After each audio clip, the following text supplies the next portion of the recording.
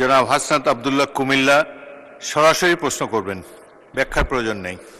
আসসালামু আলাইকুম।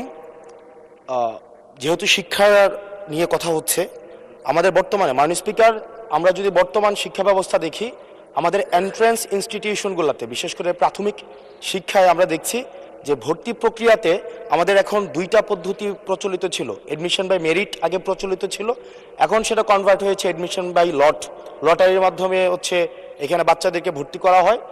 ফলত যেটা হয়েছে, ফিডার ইনস্টিটিউশনগুলোর শিক্ষার মান অনেক কমে গিয়েছে, যার ফলে টার্সিয়ারি এডুকেশনে আমরা হচ্ছে কোয়ালিটি সম্পন্ন ছাত্র আমরা হচ্ছে বিশ্ববিদ্যালয়গুলোতে আমরা পাঠাতে পারি না।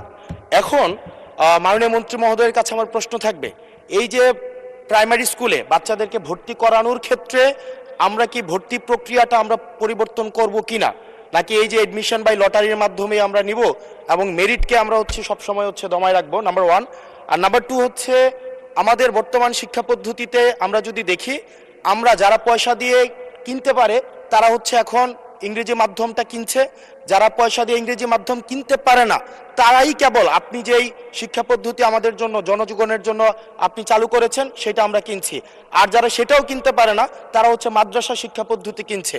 আপনার কাছে প্রশ্ন যে আমাদের বর্তমানে একটা দেশে এই তিনটা শিক্ষা পদ্ধতি যেটা অর্থনৈতিক অবস্থার উপরে নির্ভর করে চলে, এই তিনটা শিক্ষা পদ্ধতি জিয়ে রেখে আপনার কি মনে হয় যে আপনি একটা ইনক্লুসিভ শিক্ষা পদ্ধতি নিয়ে আমাদের দেশটাকে আগায় নিতে পারবেন? ধন্যবাদ।